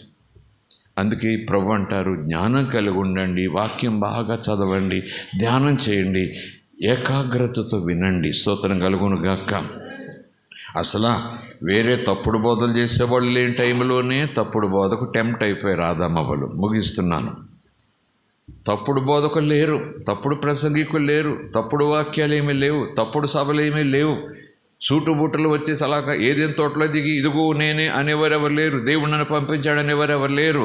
దేవుడు, ఆదాము, అవ్వ, పరిశుద్ధత, దైవ సన్నిధి, ఎక్కడ చీకటి లేదు, ఎక్కడ దోషం లేదు, ఎక్కడ పాపం లేదు, పాపపు ఊసే లేదు. తప్పుడు బోధ ఎవరిది? మొదటి నుంచి అపవాది, అబద్ధికుడే, కుట్రదారుడే, తప్పుడు బోధకుడే. వాడి సీడ్ ఎక్కడుంటే వాళ్ళు అదే బోధిస్తారు. వాడు చేసిందేది ఏదైనా తోటలో ప్రసంగికుడుగా కాదు, నేను మర్మం చెప్తానని కాదు, బోధే అలా చేశాడు. దేవుడి మాటను కొంచెం ఇలా మెలుపు తిప్పాడు, అలా మెలుపు తిప్పి దేవుడంతా తప్పు చెప్పాడు, నీకు ఇది కరెక్ట్ అన్నాడు. అంటే ఆదామవ్వలు ఇద్దరు కూడా ప్రసంగాలు లేకుండా, పుస్తకాలు లేకుండా, బోధలు వినకుండా ఏం చేశారు? చూద్దామంటే ఇటు వెళ్ళారు, అయిపోయారు, జీరో, అవుట్. ఏదేం తోటలో నుంచి అవుట్, అవుట్, అవుట్. నాతో సహవాసం లేదు అన్నాడు. అంతే. దేవుడు ఉన్నాడు, వాళ్ళు ఉన్నారు. వాళ్ళకి వస్త్రాలు కుట్టించింది దేవుడే, వాళ్ళకి మళ్ళీ పిల్లలు ఇచ్చింది దేవుడే. ఆదామవ్వలను కొట్టేశాడు కానీ పిల్లల్ని ఎవరిచ్చారు? ఆదామవ్వలు ఎంతమందిని కన్నారు? మొదట్లో కయ్యను, హేబేలు. మరి దేవుడు కోపం వచ్చి బయటకు గెంటేశాడు, చీ అన్నాడు, పో అన్నాడు, ఇంకేం లేదు కనెక్షన్ తెచ్చేసుకున్నాను అన్నాడు. బయటికి పంపేటప్పుడు నగ్న శరీరాలకు ఏం గుట్టించి పంపాడు? ఆకులు కాదురా బాబు, నేను ఇస్తాను చక్కటి వస్త్రాలు, చర్మపు చొక్కాయలు తొడిగించి పంపాడు. దేవుని సహవాసం అయితే పోయింది, కానీ దేవుడు పట్టించుకుంటూనే ఉన్నాడు. ప్రైజ్ ది లార్డ్, హల్లెలూయా. దేవుడు వెనకాల వెళుతూనే ఉన్నాడు. అంత ప్రేమగల దేవునికి చప్పట్లతో స్తోత్రం చెబుదాం. హల్లెలూయా. దేవుడు వదిలేయడు, నేను వదిలేయడు, నేను వదిలేయడు, నేను వదిలేయడు, నీకు నేర్పిస్తూనే ఉంటాడు ఆయన. ఆ మాట ఎందుకు చెప్తున్నానంటే, సేవకులకైనా బోధకులకైనా, వందల ప్రసంగాలు చేసిన వాళ్ళకైనా, నేను నా చేత 10,000 సంఘాలు కట్టబడని చెప్పినా, నేను ఎప్పుడైతే ట్రాక్ తప్పుతానో ఇక నన్నే మాదిరిగా చేసుకున్న వాళ్ళందరూ కూడా ట్రాక్ తప్పుతారు. పరిశుద్ధాత్మ లేడు, అది దెయ్యము అని చెప్పేవాళ్ళు ఉన్నారు. యేసుప్రభు కూడా పరిశుద్ధాత్మ శక్తి ద్వారా కార్యాలు జరుగుతూ ఉంటే దెయ్యము అన్నారు. ఆ పరిశుద్ధాత్మ శక్తితోనే కొంతమంది దైవజనుల కార్యాలు జరుగుతుంటాయి. అసలు పరిశుద్ధాత్మ కార్యం ఏంటి, పరిశుద్ధాత్మ కార్యాలు ఎలాగ ఉంటాయని అసలు అవగాహన. మా సంస్థ పరిశుద్ధాత్మ నమ్మదు. మా పాస్టర్ గారు చెప్పారు, పరిశుద్ధాత్మ లేడు, దెయ్యం అనేటప్పటికీ విశ్వాసులందరూ దెయ్యం దెయ్యం దెయ్యం అంటారు. ఎంత దూరం పోతారు? యేసుప్రభు ఏం చెప్పారు? దేవుని ఆత్మను దెయ్యమని దూషించడం ఎంత నేరమో తెలుసా? మనుష్య కుమారుని దూషించినా క్షమాపణ ఉందేమో, కానీ పరిశుద్ధాత్మను దూషిస్తే ఆ పాపానికి క్షమాపణ లేదు. స్తోత్రం కలుగును గాక. దేవుని నామానికి స్తోత్రం. హల్లెలూయా. ఆయన లోకమును తీర్పు గురించి, నీతి గురించి, పాపము గురించి ఆయన ఒప్పిస్తాడు. సో కొంతవరకు అవగాహన నేను కూడా అవును నిజమే కదా అంటూ అంతవరకు వచ్చేసాను. మనం ఇప్పుడు పాపం లేని వాళ్ళం అయ్యాం, పరిశుద్ధపరిచాడు. నేను ఇప్పుడు పరిశుద్ధుడిగా దేవుడు నన్ను చూస్తున్నాడు. ఇక నన్ను పాపాలు ఒప్పించే పని నాకు దేవుడికి లేదు. నేను పాపాలు ఒప్పుకున్నా దేవుని కొడుకుని అయిపోయాను. మళ్ళీ పాపాలు ఒప్పుకు దేవుని కొడుకును మళ్ళీ బాప్తిసం తీసుకోవాల్సిన పని లేదు. అంచేత లోకమును నీతి గురించి ఒప్పిస్తాడు, లోకమును తీర్పు గురించి ఒప్పిస్తాడు, లోకమును పాపం గురించి ఒప్పిస్తాడు అనే మాటకు నేను విన్న తాత్పర్యం, నేను నిజమనుకుని నమ్మిన తాత్పర్యం, నిన్నమన్నటి వరకు నిజమనుకుని నమ్మినటువంటి తాత్పర్యం ఏంటంటే, ఇప్పుడు నేను లోకానుసారుని కాదు కదా, లోకం నాలో లేదు కదా, నేను ఆత్మ సంబంధం అయ్యాను కదా, నేను దేవుని కొడుకుని అయ్యాను కదా, అబ్బా తండ్రిని ఆత్మ నాలో ఉన్నారు కదా, ఇక నన్ను ఒప్పించే పని ఆయన ఎందుకు తీసుకుంటాడు? లోకాన్ని ఒప్పిస్తాడు, సువార్త నా చేత చెప్పించి పాపాన్ని ఒప్పిస్తాడు. స్తోత్రం కలుగునుగాక. కనుక పరిశుద్ధాత్మ పాపాన్ని ఒప్పిస్తాడు. అంటే విశ్వాసులు కంగారు పడకండి, మీలో పాపం లేదు, మీరు పరిశుద్ధులు, కనుక మిమ్మల్ని ఏమి పాపం ఒప్పించడానికి ఆయన రాడు. మీకు కదా మాట, లోకం కోసం అంటూ చెప్పిన ప్రసంగాలు విన్నాను. అవును కదా, నిజమే కదా, లోకాన్ని ఒప్పిస్తాడు, నేను లోక సంబంధిగా దేవుని బిడ్డనయ్యానని నేను అవును అనుకున్నా. కానీ ప్రకటన గ్రంథం దగ్గరకు తీసుకెళ్తాడు యేసుప్రభు. ఆత్మ సంఘంతో చెప్పుచున్నమాట, చెవిగలవాడు వినుగాక. ఏం ఒప్పిస్తున్నాడు? 5 సంఘాలను నొప్పి దోసినా సరే నేను ఒప్పుకోవాల్సిందే అంటున్నాడు. 2 సంఘాలు మాత్రం శబాష్ అన్నాడు. మిగిలిన 5 సంఘాలు ఏమన్నాడు? ఇప్పటికైనా సరి చేసుకుంటే సరి, లేకపోతే నేను చేసేది ఏమి లేదన్నాడు. స్తోత్రం కలుగునుగాక. అన్నాడా లేదా? అన్నప్పుడల్లా ఏమన్నాడు? ఆత్మ సంఘంతో చెప్పుచున్న మాట. ఎవరు? పరిశుద్ధాత్మ, కుమారాత్మ, యెహోవాత్మ. ఇంకేమన్నాడు? మారు మనసు పొందు అంటే ఒప్పుకో. స్తోత్రం కలుగునుగాక. ఎక్కడైనా నువ్వు మారు మనసు పొంది. 5 సంఘాలకు మారు మనసు అని వాడాడు. 5 సంఘాలకు చెప్పినప్పుడు మారు మనసు అనే పదం వాడాడు ప్రతి చివరిలో కూడా. ఎక్కడైనా నువ్వు మారు మనసు పొంది, నేను పాపం ఒప్పుకోవాల్సిన పని లేదు, పరిశుద్ధాత్మ ఆలోచించి నా చేత పాపాలు ఒప్పించాడు అంటూ ప్రసంగాలు అవునంటూ నేను కూడా చెప్పుకుపోయాను అనుకోండి, అంతే, అదే వేదం అయిపోతుంది దేవుడు నాకు అప్పచెప్పిన పిల్లలకు కూడా. కానీ తర్వాత ప్రభు అన్నాడు, మరి సంఘంతో ఆత్మ మాట్లాడుతున్నారు, మారు మనసు అంటే ఒప్పుకోవటమే కదా, పశ్చాత్తాపటమే కదా. అదే దేవుడు అన్నాడు, ఎక్కడ పడ్డావో చూసుకో, ఎలా పడ్డావో చూసుకొని మరలా మొదటి క్రియలు చేయటం ప్రారంభించంటే, మారు మనసు పొంది మొదటి క్రియలు చేయటం ప్రారంభించు అంటే పశ్చాత్తాపటమే కదా, ఒప్పుకోవటమే కదా. ప్రైజ్ ది లార్డ్, హల్లెలూయా. అంటే అక్కడ ఏ తాత్పర్యంతో, ఏ భావంతో 90% మళ్ళీ మనమాట కొలతగా చెప్తున్నా అనుకోవద్దు. చాలా వరకు లోకం కోసమే వస్తాడు, లోకాన్ని ఒప్పిస్తాడు. లోకంలో పాపం ఉంది కాబట్టి లోకం చేత అయ్యో నేను పాపిని గుండెల బాదుకులే చేస్తాడు సువార్త చెప్పినట్టు అని అనుకుంటాం. కానీ సంఘం కూడా చాలా సందర్భాల్లో మారు మనసు పొందే విషయాలు ఉంటాయి. సంఘం కూడా మారు మనసు పొందాలి. సంఘం ఆత్మ సంఘంతో చెప్పుచున్నమాట, చెవి గలవాడు కాదు, చెవి కలిగి సంఘం వినాలి. స్తోత్రం కలుగునుగాక. యేసుప్రభు చెప్తారు, పరిశుద్ధాత్మ మీలోనికి వచ్చినప్పుడు, మీ దగ్గరికి వచ్చినప్పుడు ఆయన మీకు తెలియజేస్తాడు, ఆయన మీకు బోధిస్తాడు, ఆయన మీకు చెబుతాడు, ఆయన మీకు ఒప్పిస్తాడు. ఇంత చక్కటి సలహాదారుడు నాలో ఉంటే నాకెంత భాగ్యం. గడికు వ్యాధి అనుకోండి, ఈ వ్యాధి ఆ వ్యాధి, నెలకోసారి రోజు హాస్పిటల్కి వెళ్తున్నాను, డాక్టర్ గారు లేరంటారు, ఉన్నారంటారు, స్పెషలిస్ట్ అంటారు, మేము చూడం బాబు అంటారు. ఓ సూపర్ స్పెషలిస్ట్ మన ఇంట్లోనే ఉన్నాడు అనుకోండి, అన్నయ్య అనుకోండి, నాకు ఆ సూపర్ స్పెషలిస్ట్ పేరు అన్నయ్య అనుకోండి, ఎలా ఉంటుంది చెప్పండి? వాళ్ళం అన్నమాట. వ్యాధులు రావాలని కాదు, అలాంటి గొప్ప డాక్టర్ మన దగ్గర ఉన్నారనుకోండి, మా అన్నయ్య సూపర్ స్పెషలిస్ట్, దేశాలన్నీ తిరిగి ఎన్ని ఆపరేషన్లో ఎలాంటి వ్యాధినైనా సరే ఇలా ఇస్తాడు, మాత్రం అలా అయిపోద్దట. అందరూ రెండు బాబు అంటారు. మా అన్నయ్య ఖాళీ ఉండదు అసలు ఇంట్లో. తమ్ముడు నేను, మా అన్నయ్య ఎప్పుడు నాతోనే ఉంటాడు. ఆత్మ అలాంటి వైద్యుడు నీతో ఉంటే ఏంటి నీకు లోటు? బయట ఉంటే ఆయన బయట ఉన్నప్పుడు నాకు లోటు, లోపలికి వచ్చినప్పుడు నాకు ఏముండదు. కానీ ఆయన అంటాడు, నన్ను ఇంతవరకు అందరూ వెలుపలే ఉంచారు, నేను లోపలికి వస్తానంటున్నాను. నీలో ఉంటా, నీతో ఉంటా. పరమ వైద్యుడను, మంచి టీచర్ను, మంచి స్నేహితుడును, మంచి సహకారిని. ఇంకా చెప్పాలంటే ప్రార్థన ఎలా చేయాలో తెలియక, రెండు ప్రార్థన చేసే ఓపిక బలహీనతలో నీ అందు ఉన్నప్పుడు నీ బలహీనత ఎరిగి నేనే నీ నోటిని ఉపయోగించుకుని తండ్రికి నీ బలహీనత గురించి చెప్తా. ఆ తండ్రి నీకు బలం పంపిస్తాడు. ప్రైజ్ అలాడ్ హల్లెలూయా. వాక్యంలో ఉంది, నీ బలహీనత ఎరిగి నీలో నుంచి ఆయన తండ్రికి ప్రార్థన చేస్తాడు. నా బలహీనత గురించి ప్రార్థన చేస్తాడట. ఈ పెద్ద పాస్టర్ గారు నాకు పరిచయం అయితే ఎంత బాగున్నాం. పాలు పెద్దగా నాకు తెలుసు, ఫోన్ చేయగానే ప్రార్థన చేస్తానండి, ఇంకేమో భూమి కదిలిపోతుందంటారు.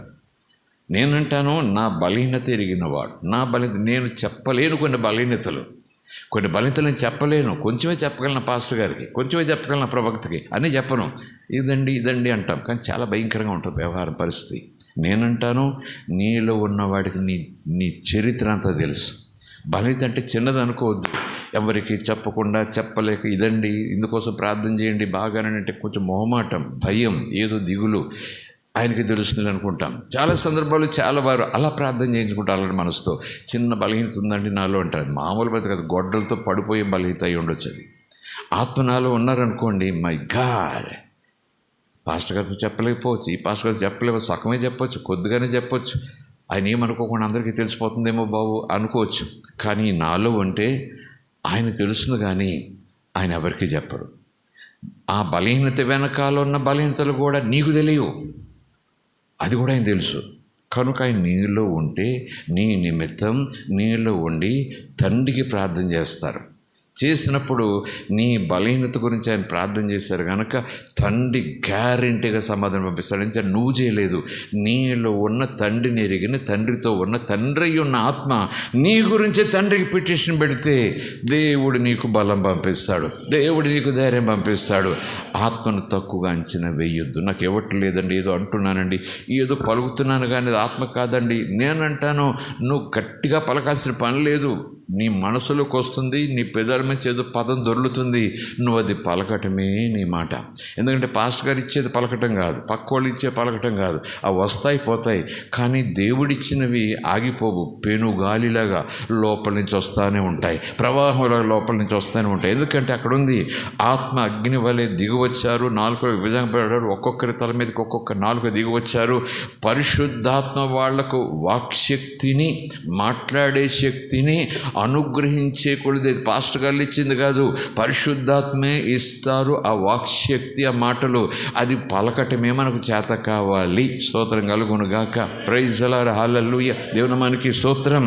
పరిశుద్ధాత్మ దృష్టిలో దానికి మీనింగ్ ఉంది, కానీ నా దృష్టిలో మీనింగ్ తెలీదు. మీనింగ్ తెలిసినా నేను ఏదో మాట్లాడతాను. ఏంటో మీకు మనవరాళ్ళు ఉన్నారు, మనవాళ్ళు ఉన్నారు కదండి. నాకు మనవరాలు ఉంది, చూస్తున్నారు కదా, గట్టి పిండం. మేమేమో తెలుగులో మాట్లాడతాం, అలా చేయకూడదు, ఇలా చేయకూడదు. ఒక్కోసారి నేను ఇంగ్లీష్లో అంటాను, I will tell you your mummy, I will speak to your mummy, he will beat you, she will beat you అంటాను. అబా విన్నారు ఎప్పుడైనా మీరు? మా పిల్లలు ఎంచుకునేవాడు తెలుసు మీకు. బదబా దూ అంటది, అంతే. ఏదో చెప్తుంది, ఏదో ఉంది లోపల, మాటలు మాత్రం ఏం చెప్తావు చెప్పుకో అంటుందో, చెప్పదు బాగుంటుందో నాకు తెలియదు. ఉదాహరణకి పరిశుద్ధాత్మ ఇచ్చేది నాకు తెలియదు, నా మనసులో ఉంది, కానీ నేను మాట్లాడతా. దానిలో దేవుడికి అర్థమయ్యే భాష ఉంది. స్తోత్రం కలుగునుగాక.